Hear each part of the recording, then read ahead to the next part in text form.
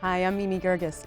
NPR host Diane Rehm lost her husband after 54 years of marriage. Now, she's announced her retirement after 36 years on the air and redefining life on her own.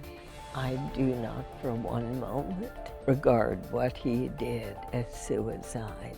He decided to relinquish his life. Welcome to the Mimi Geerges Show.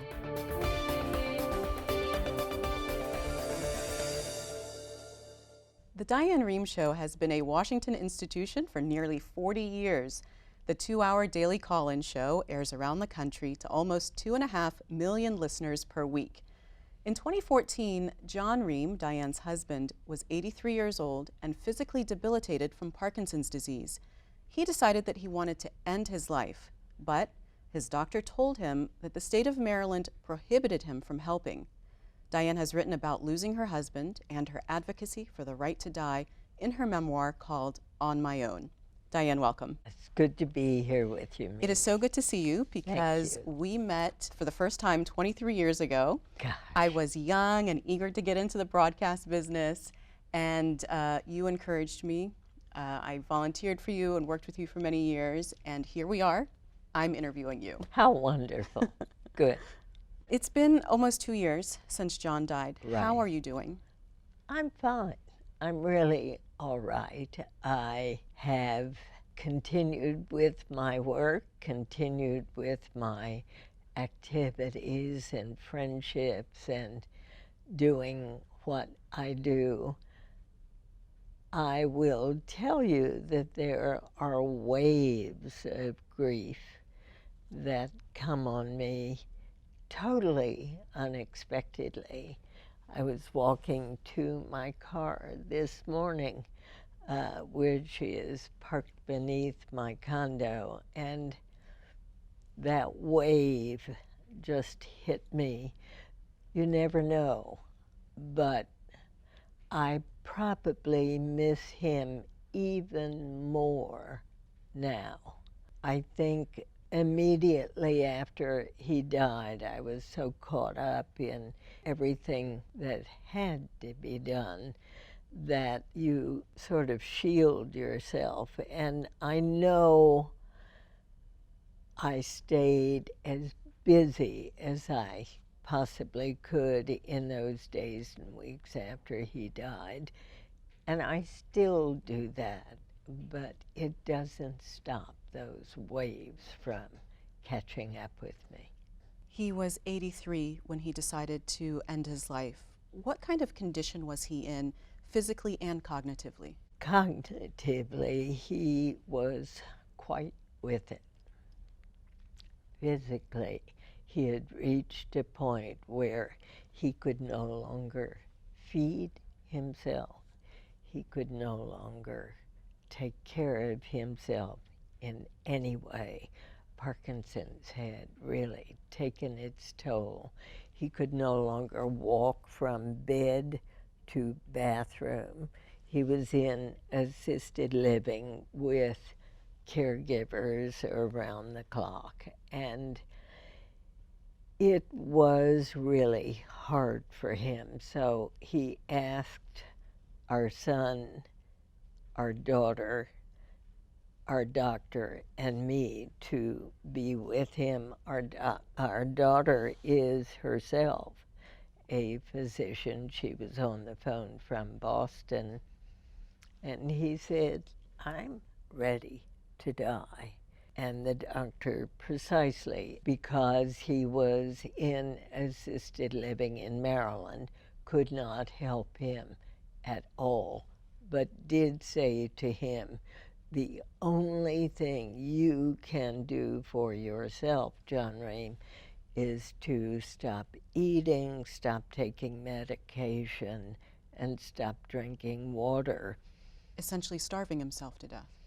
And you probably know, as I did, that you can go for a long time without food, but you cannot go for a long time without water. The organs begin to break down quickly. How did you feel about this? John and I had talked about death and dying for many years. My parents had died when I was quite young. My mother was only 49. My father died of a broken heart 11 months later. John's father took his life after realizing he had diabetic retinopathy and was going blind, could no longer live alone. John's mother took her life at 92. So it was all around us, and we had promised each other that we would help one another when the time came. But of course, I could do nothing. I simply said to him the next day, "Sweetheart, are you sure that this is what you want?" And he said, "Absolutely. I am ready. I am falling into degradation. I don't want to go any farther." Would he feel any pain during this process? How can I know? He asked the doctor, "Will I feel pain?"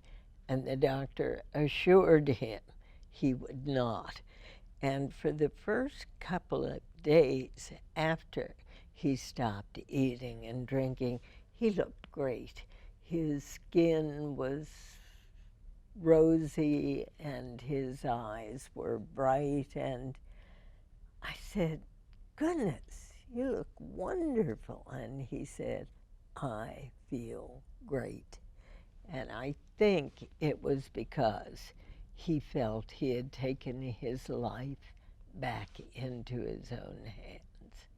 There's no easy way to lose a loved one, but I wonder, having this over a 10-day, 2-week period, was that harder for you? Oh my God, it was terrible to be there every single day and see that poor man just lying there, not moving, barely moving any part of his body, just in a very, very deep sleep. Very hard, Mimi, to watch that. He was such a strong man. He was such a vital man, so curious about life, so interested in everything around him.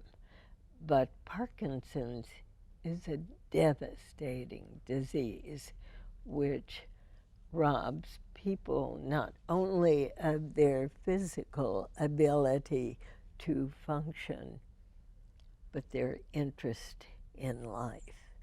And that's what John began to lose. Diane, I know that you're a woman of faith, and John was too. Isn't it up to God to decide when we die and how we die? I think for some people that's exactly the decision that they would wish to make. I will go when God takes me. And I so support that thinking. On the other hand, there are people who would say, "I want every element of palliative care, keep me comfortable and keep me alive as long as possible." I totally support that as well.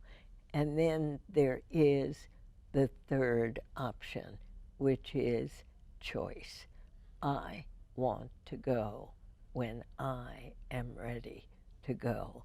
If life no longer has meaning for me, if I am so ill, if I have pain, discomfort, I don't want comfort care, that will be the time I say I want to go. So any choice is fine with me for you or anyone to have, but I want my choice for me.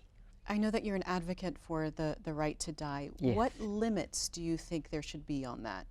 Should there be, after a certain age, you can make that decision, or after a certain, with certain illnesses? I don't know about limitations, Mimi. I certainly wouldn't wish for a child to be in a position to make that decision. But any person of adult age who reaches a point of sickness or even mental distress that is so devastating, and who has sought help and yet cannot find any means of relief. Who am I to say that that person should not have choice? You know, it was so interesting. California became the most recent state to grant the right to die with dignity. And in the signing statement, Governor Brown wrote, and I'm paraphrasing here, "I do not know now what I would choose for myself. The only thing I do know is that I would not wish for someone else to make that decision for me." And as you know, he is a Jesuit. He is a man of extreme faith. I thought that signing statement said it perfectly. There are, as you said, a few states that have this right, this doctor-assisted suicide, it's also called. Well, they don't really. Nobody calls it suicide. They call it doctor-assisted death. Okay. Or dying with dignity. I feel what John Rehm did was to relinquish his life. I do not for one moment regard what he did as suicide. He decided to relinquish his life. Would you like to see this taken up on the national level instead of state by state? I think an issue like this probably is better taken up from states exactly as gay marriage was. And eventually, this will, I'm sure, get to the Supreme Court as a national issue. Right now, I think at state level, California may be the tipping point. Oregon came first, then came the state of Washington, Vermont followed, New Mexico, and now you have California. We shall see. You say in your book that you have a lot of feelings of guilt. What is that about? Guilt, because you know, as I do, that when we take our marriage vows, it is for better, for worse, in sickness and in health. And I knew that in order to really take care of John, I would have to leave my work, give up my job, stay at home, and take care of him. And Mimi, I know of myself, I am not a good caregiver. There are wonderful caregivers in this world. I do not identify myself as one of them. So I do feel guilt. I feel a certain amount of guilt that John had to eventually go to assisted living, but I knew he could get the care there that I could not give him at home. I think we would both have felt resentment. He would not have wanted me to give up my job. He would not have wanted. Was he unhappy that he went to assisted living? Initially, absolutely. I cannot imagine many people who are not. And yet, I was there every day or every other day, and as soon as I walked in, he'd smile and we'd laugh together and talk about a great many things. I'm so glad we had that time to talk. He was there from November of 2012 until he died on June 23rd of 2014. He was very proud of you and supportive of your radio career. Yes, he was. You have made the decision to step down at the end of this year. What prompted that decision?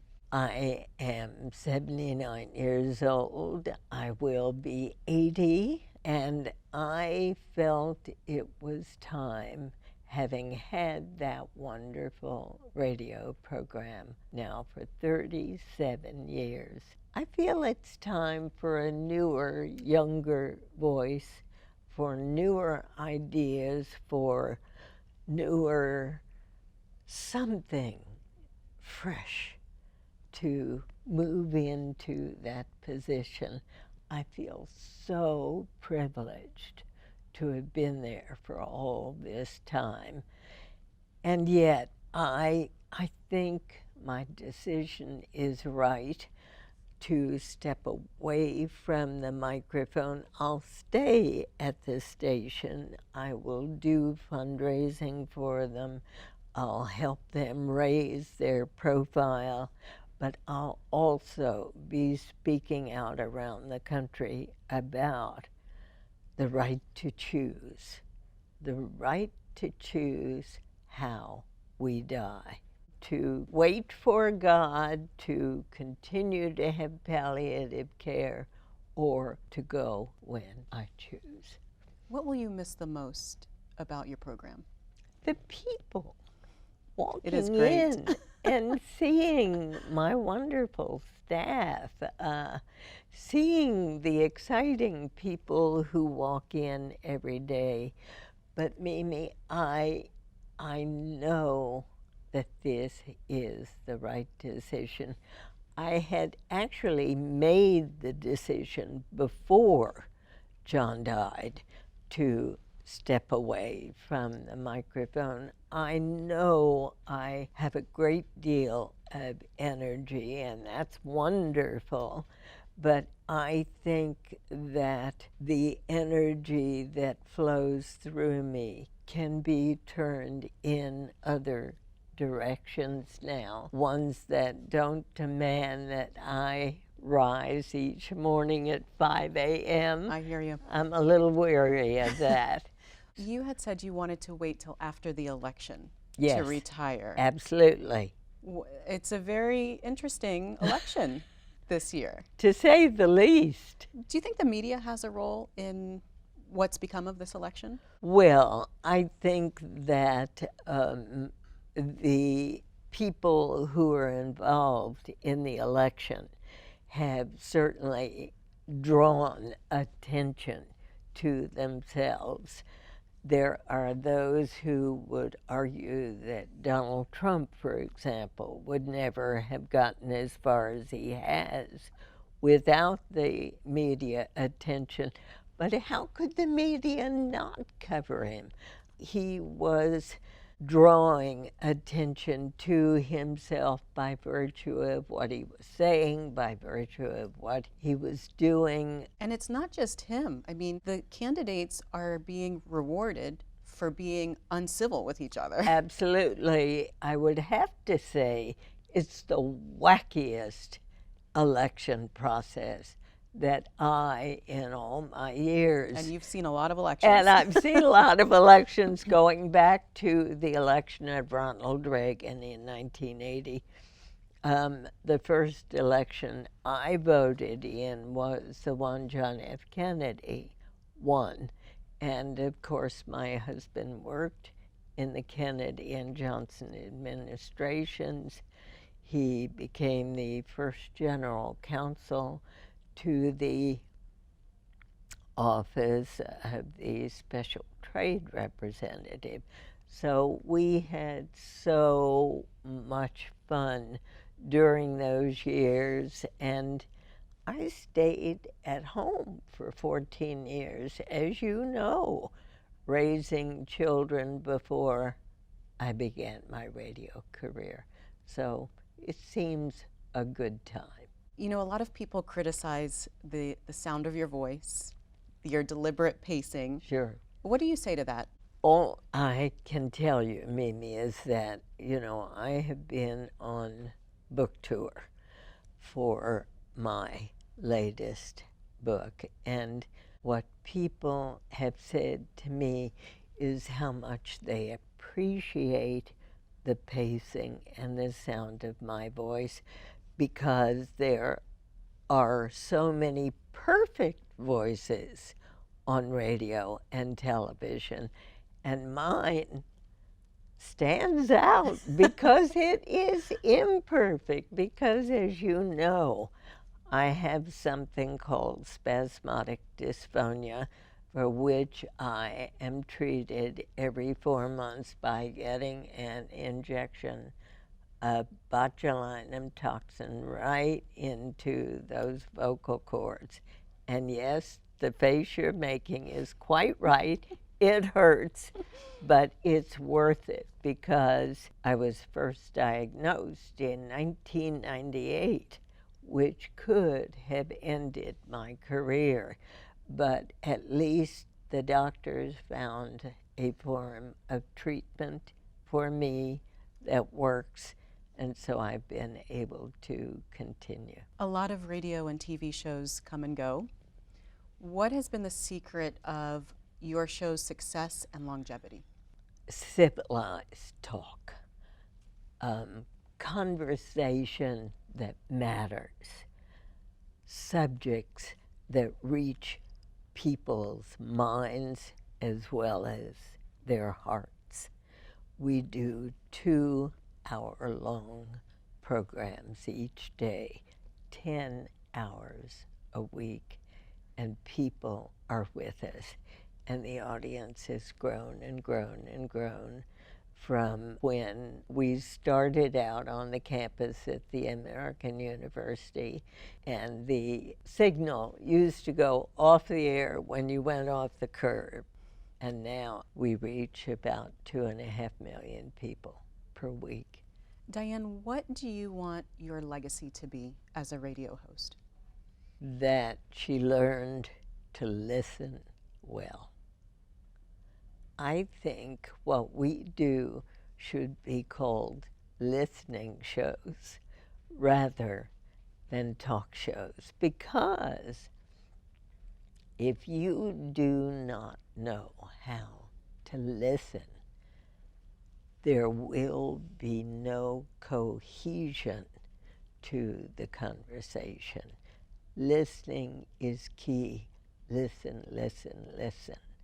People have asked me, what do you tell young people who are just starting out?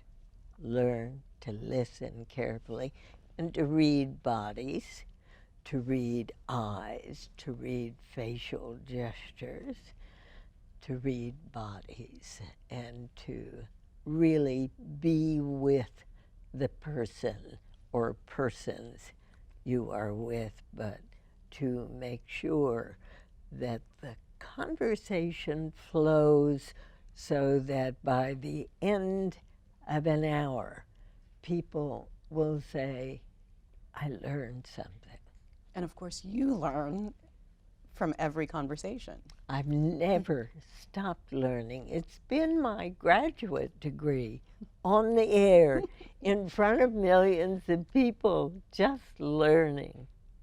So Diane, what advice do you give to women who have lost a spouse and suddenly found themselves on their own? Everyone is different, and the advice I would give to myself may be totally different from what others would find useful, but because I've continued to work, I've been so fortunate. If I had not had a grand circle of friends, it would have been very difficult. They have been there with me the whole time, have made sure that When I didn't call them, they called me. But my work has really been so incredibly important to me. So I would say to anyone else, find something that you can do for you. Make sure that you keep your friends. Make sure you don't shut yourself away. Make sure you try to keep up with what's going on in the world so the attention is not focused on you as a widow or widower, but rather what you can give to the conversation or the friendship or the circle of friends. It's so important that you keep giving, because I think that is the secret no matter what your state of life is. Diane, I want to thank you so much for being on the program. It's so nice to have you on my program. It's an honor for me. Thank you. It's lovely to be here, Mimi. This has been the Mimi Geerges Show. You can connect with us on social media and leave your comments there. Thanks for watching, and I hope you'll join me again next time.